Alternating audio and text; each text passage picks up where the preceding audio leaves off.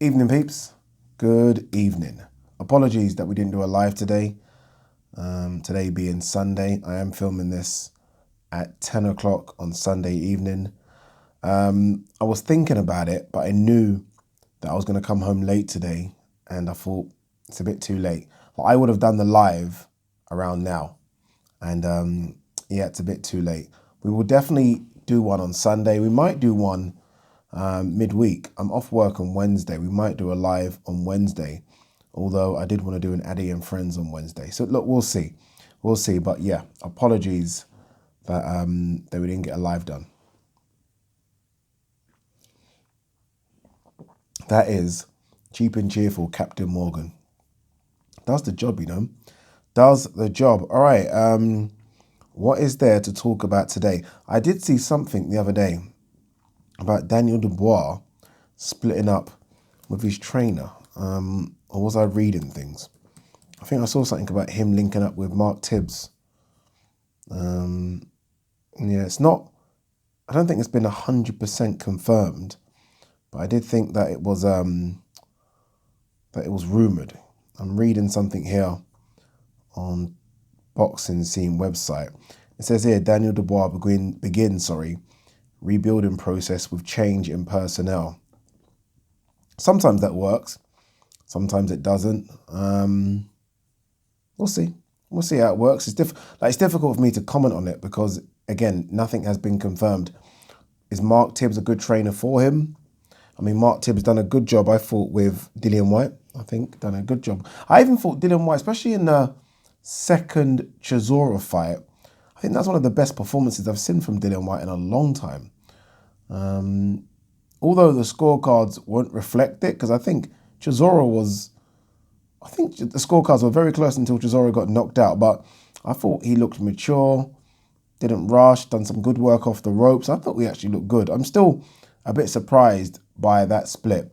So look, if he can do as good a job as he did with with Dillian White, then maybe it's a good move for Daniel Dubois.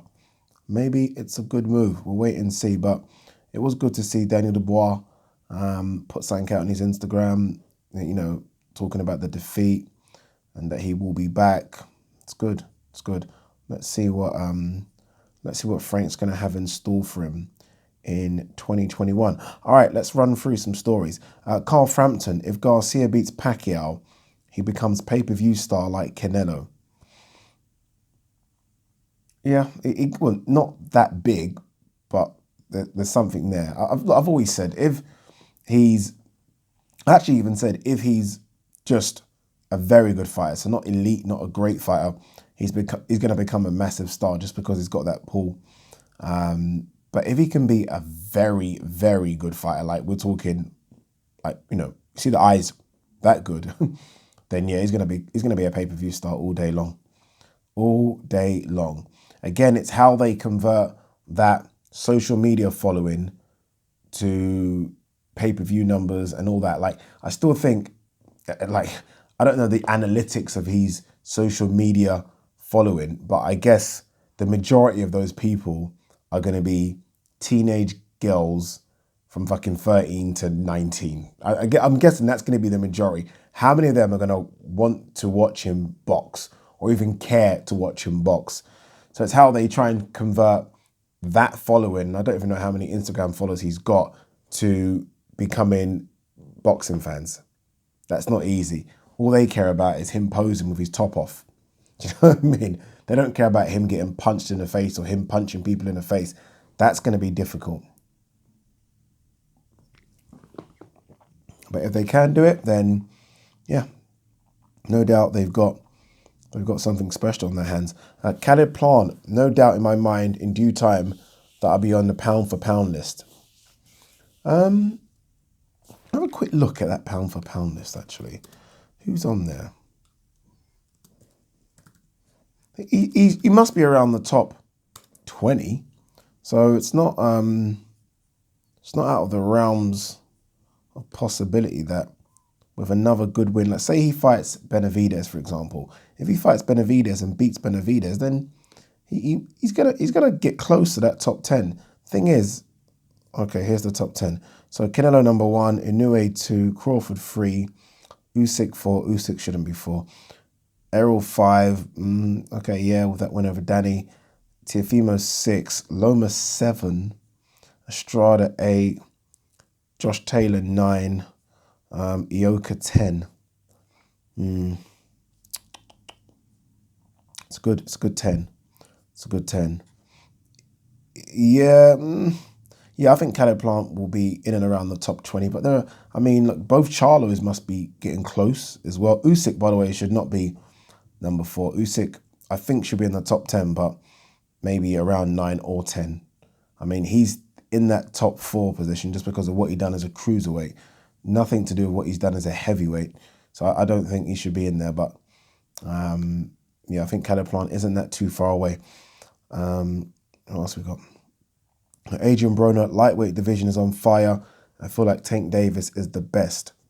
No. Right now you have to say Teofimo is the best. That doesn't even, like, no one is going to make an argument with me and tell me that Teofimo isn't the number 1 in the division. No one. Argue with yourself.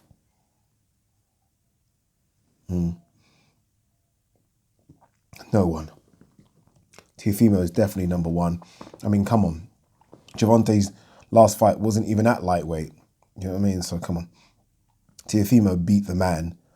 That was Loma. Once you beat the man, you become the man. Teofimo is the best. With a bit of a gap, actually.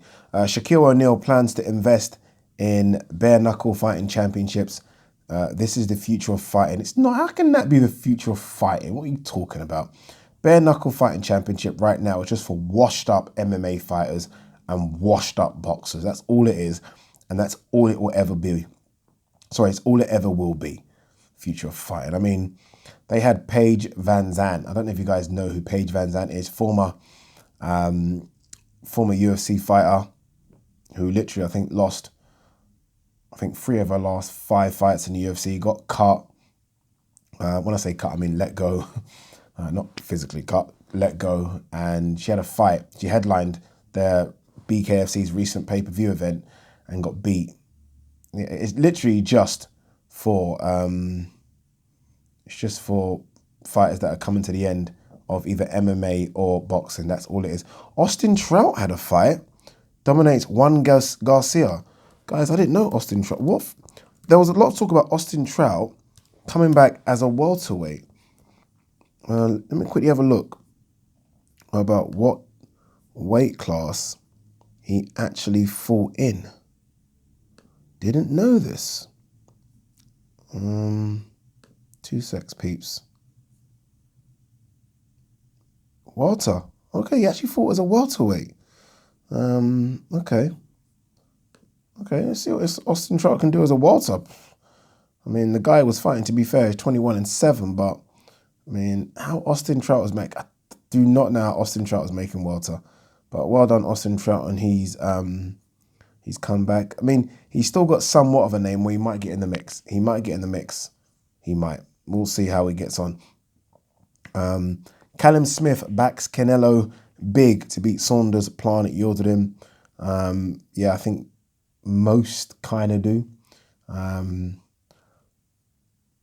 at Yildirim. Yeah, he beats Yildirim big. That's convincing. I'm just wondering. I stalled there because I'm wondering what is the tougher fight for Callum Smith. Sorry, for Canelo at 168. Is it really Billy Joe or is it the natural 168-pounder in Caleb Plant? Some might say it could be Caleb Plant. You know, some might say that. I might say that. A bit more here about Canelo. Saunders smiles. Canelo beat all the greats at the end of their careers. Bit of truth in that. Beat Cotto at the end of his career. Beat Kovalev, obviously, at the end of his career as well. There are a few names like that, but come on. I mean, didn't beat Golovkin at the end of his career. The first Golovkin fight, Golovkin's still very much serviceable. Very much. Danny Jacobs still very much serviceable. Callum Smith's not a great, but, you know, he beat Callum Smith. Callum Smith's very much serviceable. But there are lots in there where, they're coming to the end of the career. But that's matchmaking. And even the guys that are coming to the end of their career, what they do have in abundance is experience and know how to handle big fights. He was able to nullify them with his, some people might say, little experience. So, look, a win's a win, man. Like, let's just see what you can do against him, Billy Joe, and then we'll see. Leon Spinks passes away after a long battle with cancer. Yeah, I saw this yesterday. Very sad news. Very, very sad news, man. Obviously, Leon Spinks, Olympic gold medalist, beat Muhammad Ali, I think, in his 8th fight. Muhammad Ali avenged that the next fight after. Was in some big fights, man. Was in big fights against the likes of Larry Holmes. Went down to cruiserweight in some big fights there. Stayed on far too long in boxing. Far too long in the end. I think in the end he had something like 17 defeats. Just stayed on too long. Maybe his success came far too early. Yeah, but it is sad. It is sad. I actually remember seeing an interview with Leon Spinks. Might have been about 7 or 8 years ago. And his health had deteriorated. I mean, before the cancer, his health had really started to deteriorate. And it's just, they stay in, like, I hate when I see boxers that I had grown up watch that stay in this sport too long. I hate it. I've always said, and look, this has nothing to do with Leon Spinks here, obviously, because he's passed away through cancer. But again, he had started to deteriorate before the cancer. Get in, get rich, get out. And that's difficult, right? Because some get in, they make a bit of money, then they lose it, and then they try and get it back again. And that's quite a lot with a lot of boxers, where they start to chase the money, which is why I think I've said this on this channel a lot of times, that if I'm AJ, the only fight for me that makes sense right now, which is worth hanging around for, is Fury. Like, unless there's someone coming up on the outside that we don't know about yet. But right now, Fury's the only one. So I was even saying AJ could call it quits after back-to-backs with Fury, because there is no other legacy fights. Usyk might be that, but I'm not quite sure. Same for Fury. If I'm Fury, you're fighting the best of this era. You know, the era gone by was Klitschko. He fought Klitschko. The era of the guys that dominated this era, or the two names in its era, are Wilder and Joshua. You've done. You've cleaned up. Call it quits. Don't stay in this sport for too long, please. I hate when I see some of my favourite fighters of all time that have stayed in a sport too long, and you hear them, like James Toney interviews just make me sad when I hear the way James Toney speaks. Like, just get out of this sport, man. The head, as much as we like this sport and it's entertaining for us, the head and body is not supposed to be hit the way it's getting hit. It wasn't built for that at all. But yeah, very sad about Leon Spinks. His brother, I think, wrote something about him on, I don't know, I think it must have been on Twitter. And yeah, the Spinks is very sad indeed. All right, David Benavidez, I'm way more prepared, no more mistakes, making weight this time. It's not just about making weight, dude, it's the things you put up your nose as well that's the problem. Making weight is one of your problems. Let's hope you're fully into this right now. Not just making weight, it's the cocaine, it's the living the life. I hear so many stories about David Benavidez, boy.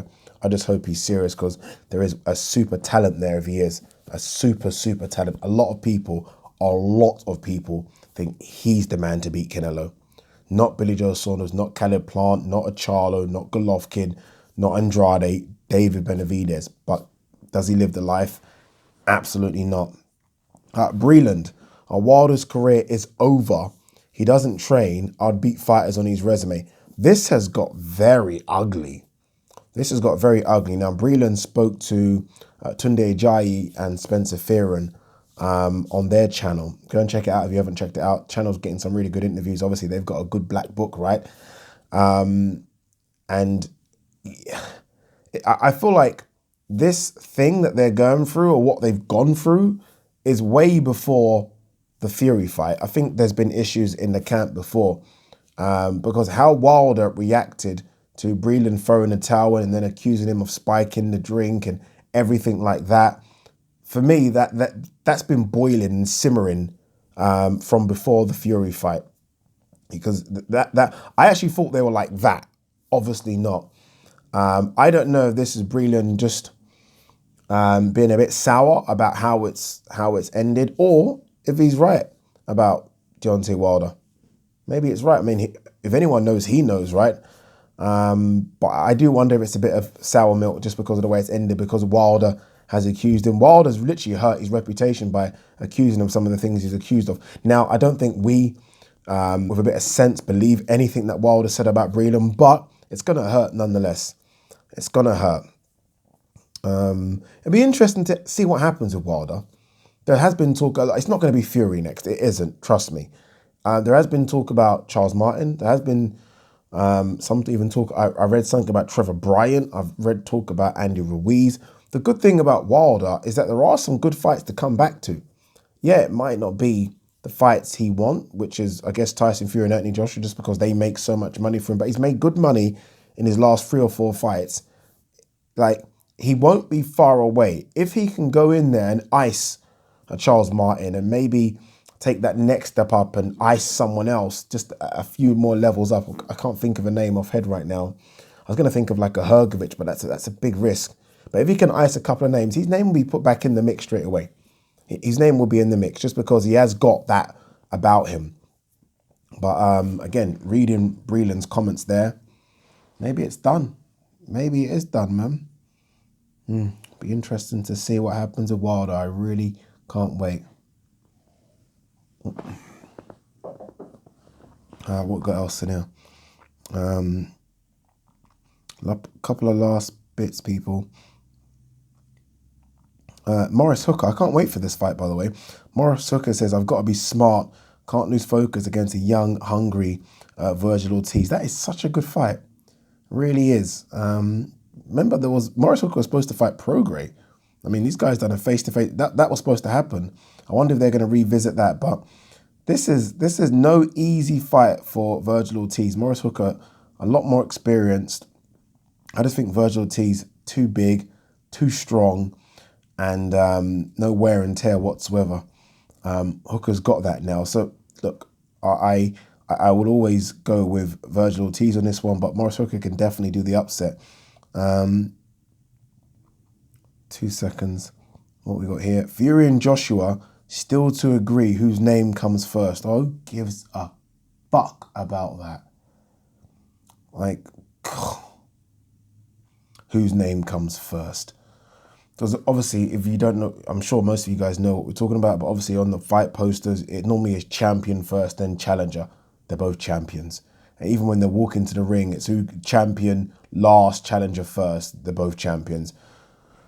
Who cares whose name's fucking first on the fight poster? Like, psychologically, does that do anything for fighters? I'd love to know. Like, even the ring walks, who cares? You're both going to get in the ring, it's going to go ding ding, you both got to fight. Jeez, man. Like, that is so small. I remember Eddie Hearn talking about, like, David Hayes sort of asked for these things when he fought Tony Bellew as well. God. Strange. All right, we got anything else? What's this? Reynoso, I don't like Pacquiao for Ryan Garcia. Fight I like more is with Tank Davis. I'm telling you now, if Pac-Man is on the orange juice, he could put Ryan Garcia to sleep for about a minute. So I'm not even talking 10 seconds, a minute. And he won't be like a Luke Campbell. If Ryan Garcia goes down and gets up, which I don't think he will go for the kill again. There will be no hesitation, none. Is this fight even happening? I don't know what's going on with this fight, but yeah, there'll be no hesitation. But let's see. All right, is there anything else before we pack up? I think that's it. Oh, last bit here from Miguel Bichel. In Valdez fight, I'm going to show I'm the best 130 pounder in the world. I wouldn't mind seeing Miguel Bichel versus Loma. I do think if Loma doesn't get the Teofimo Lopez rematch, Loma needs to go down to 130 where he's not. Loma really, could make 126. I really do believe that. I even think some of the guys at 130 might be too big, but I think Loma should go down to 130 and start spanking some of those people. I'd love to see him fight Shakur Stevenson, who's starting to yap a bit, innit, Shakur? But yeah, that's it. Guys, again, apologies for the no live. I did get home late. Plus, Liverpool fucking pissed me off. Peace.